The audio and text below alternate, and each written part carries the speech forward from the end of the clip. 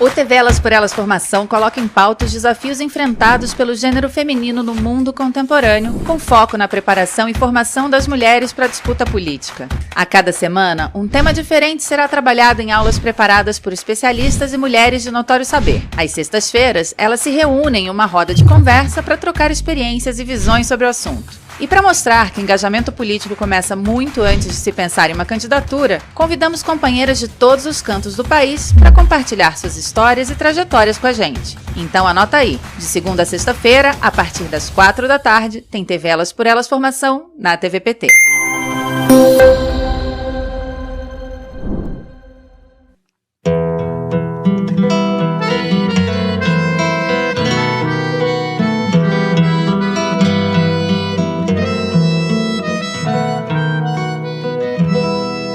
O lugar que é bom pra mim é onde eu quiser estar. A estrela ainda brilha, ela é quem vai me guiar. Ser guerreira é minha sina, batalhando pra vencer. Tenho voz pra ser ouvida, tenho sonhos pra viver. Não vão mais conseguir me anular, me calar. Ninguém vai me impedir de cantar e lutar. Seja em casa, no campo, na rua ou na praça. Chega de mordaça, agora eu vou falar. Porque eu sou mulher pra fazer acontecer. Eu sou uma delas, são elas por elas, ocupando os espaços de poder. O tema dessa semana é Mulheres e Direitos Humanos, Desafios para o Brasil. A primeira aula que fala sobre gênero e direitos humanos foi preparada pela ex-ministra da Secretaria de Política para Mulheres, Eleonora Menicucci. Eu iniciarei agora 4 aulas de no máximo 15 minutos sobre gênero e direitos humanos. O primeiro módulo, a primeira aula, eu vou abordar brevemente um relato dos 3 documentos básicos que constituíram os direitos humanos. E as mulheres nesses documentos, ou melhor, as mulheres fora desses documentos. E por que se as mulheres fora desse documento? Se nós, mulheres, ou as mulheres em geral, são sujeitos e protagonistas de direitos, elas não foram consideradas. As mulheres reivindicam e contribuem suas demandas como direitos. No entanto, fora do guarda-chuva de direitos humanos. Os debates sobre os direitos humanos são muito recentes no mundo ocidental. Apesar das normativas legais serem estabelecidas no século XIX, somente no século XX, com os horrores do Holocausto na Segunda Guerra Mundial e as bombas atômicas em Hiroshima e Nagasaki, é que a sociedade começou a debruçar-se efetivamente com a garantia dos direitos humanos. Apesar disso, é inimaginável que a questão de gênero, a reivindicação dos direitos humanos para as mulheres, não esteja contemplada.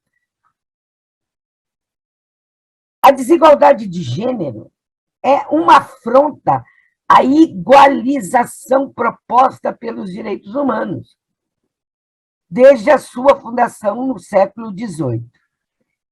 E essa desigualdade, o poder e o domínio de uns sobre outras, tem também a sua história, que é a reivindicação dos direitos humanos aplicados às mulheres, que ocorre porque, até há pouco tempo, não eram consideradas humanas, mas sim filhas, esposas de outros humanos, os masculinos. os 3 principais documentos sobre os direitos humanos. Primeiro, Declaração dos Direitos Humanos da Virgínia, Estados Unidos, em 1776. É uma declaração de direitos que abre caminho para a independência da América do Norte e que será a inspiradora para o documento lançado após a Revolução Francesa, que é o segundo, a Declaração dos Direitos do Homem e do Cidadão. Inimaginável pensar isso. E o terceiro documento, lançado pela ONU em 1948, segue as mesmas diretrizes e premissas dos anteriores em seus princípios gerais. Mas é importante reforçar que todos os 3 silenciam sobre as mulheres. Se os 2 primeiros falam em direitos do homem, o terceiro avança e fala em direitos do ser humano. Gênero e direitos humanos têm se demonstrado um problema de difícil solução. Vide o exemplo da francesa Olympe de Gouges, que foi decapitada ao escrever uma declaração, a primeira, dos direitos da mulher e da cidadã, onde fica explícito a quem se destinava a nova cidadania, aos homens.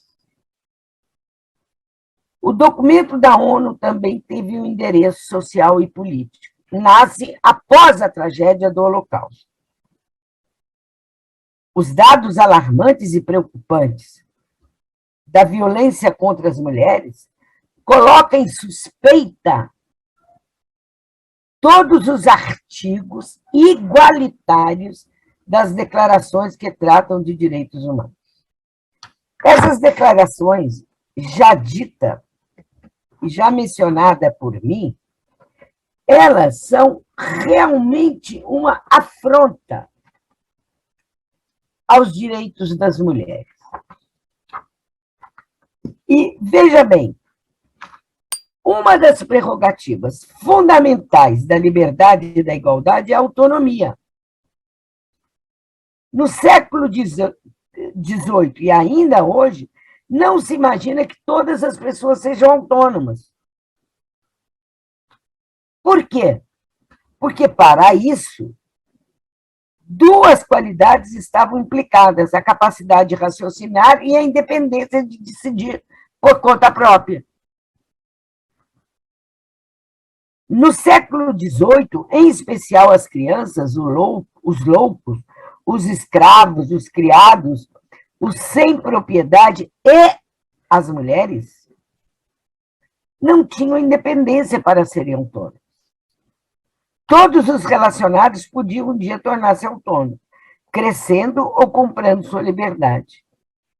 Apenas as mulheres não tinham nenhuma dessas opções.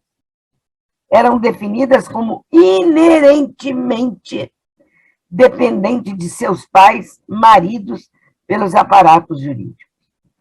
Quando se dizia que todos são iguais perante a lei, contestava-se um sistema de valores carregado de privilégios adquiridos pelo nascimento. E veja bem, a desigualdade entre homens e mulheres, já dizia Michel Perrault, é uma marca cultural que aparece em todo o Ocidente. E por que Olympe de Gouges foi decapitada? Ela foi embalada pelos ideais libertários da Revolução e escreveu a Declaração dos Direitos da Mulher, que é apresentada, isso nós mulheres feministas não podemos esquecer nunca, apresentada aos Estados Gerais franceses, demonstrando a parcialidade do sujeito masculino e reivindicando de que a diferença de sexo não pode justificar de forma nenhuma a exclusão das mulheres. do poder político e da cidadania social. Olímpia aceita o princípio da universalidade, que está na base da Declaração dos Direitos do Homem, e reivindica a diferença que hoje definimos como gênero, fazendo de homens e mulheres o fundamento da nação. Por isso, ela é decapitada. A declaração constitui-se na primeira interrogação sobre o papel da mulher nas teorias e práticas institucionais e tenta demonstrar as capacidades intelectuais e racionais do gênero humano. Veja bem, o que está por trás disso tudo? O que está por trás disso tudo é um sistema secular, estruturante, que é o patriarcado, que é o sistema de mando, e que está presente em todos os argumentos utilizados para afastar a mulher da política, para não lhe conceder o título de cidadã. O que mais pesava era o medo de que as mulheres abandonassem os deveres, entre aspas, que a natureza havia lhe reservado. Se elas participassem da vida pública, quem cuidaria dos filhos e manteria o lar acolhedor? Veja bem, isso foi escrito no século XVIII, XIII. E até hoje, isto é absolutamente utilizado. Então, para terminar essa primeira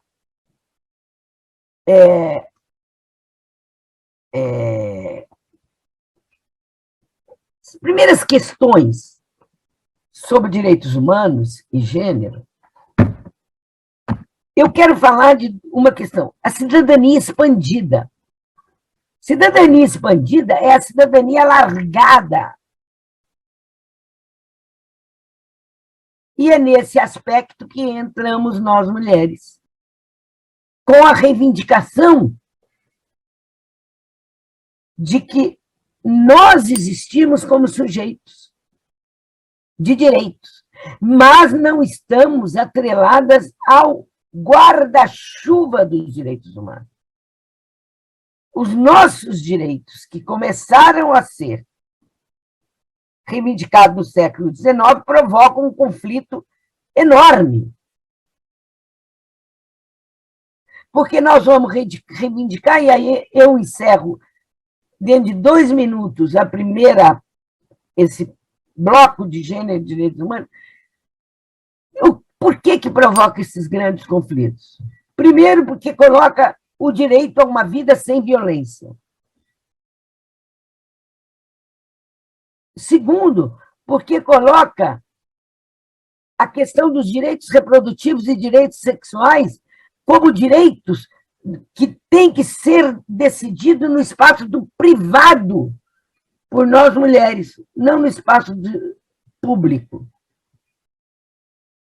E o terceiro é para salário igual, trabalho igual, né, que é na questão da autonomia econômica. Então, tem 3 premissas para trabalho igual, salário igual.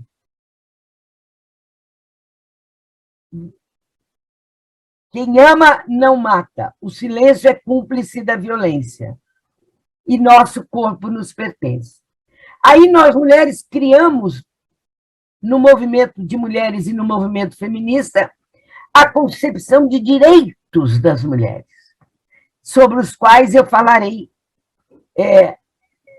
a seguir nos blocos da violência, da saúde da mulher, direitos sexuais e reprodutivos, e da autonomia econômica, com 2 aspectos só.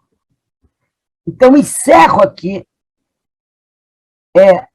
dizendo que, para nós, mulheres feministas, a origem do novo feminismo foi nos anos 60.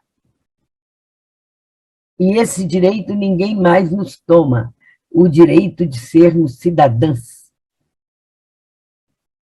com todos os direitos ampliados, direitos de cidadania e direitos de liberdade e igualdade na vida privada e na vida pública. Encerro aqui o meu primeiro bloco de abordagem sobre direitos humanos e gênero.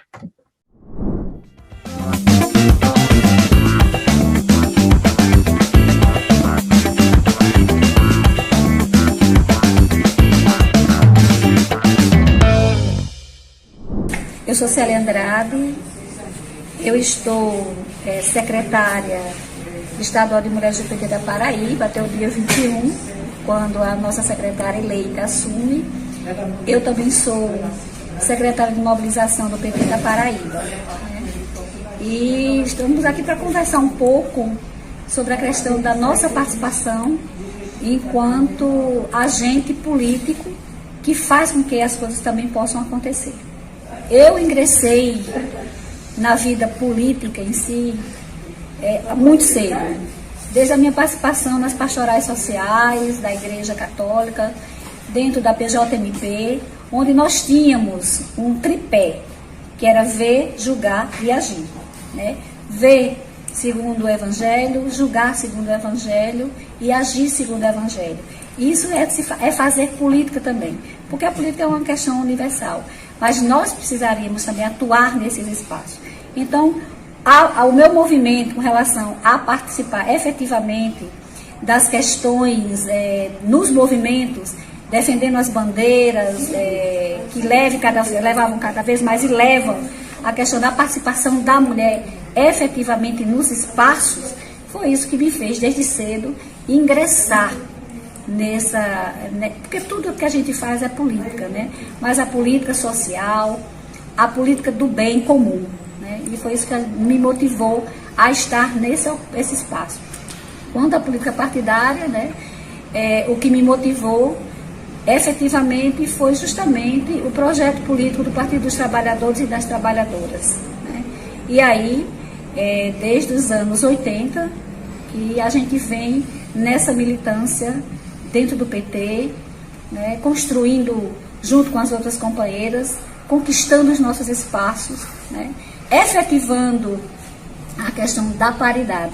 Então, é esse momento que a gente faz com que as coisas aconteçam enquanto mulher de partido, né, que a gente vai construindo, e isso nos faz bem, porque a política é um bem comum. Né? E se a gente consegue fazer isso, a gente se sente muito mais empoderadas, né? E quando a gente também consegue empoderar outras mulheres. Eu tenho sempre comigo uma questão: quando você ajuda uma mulher a se empoderar, a gente também está se empoderando.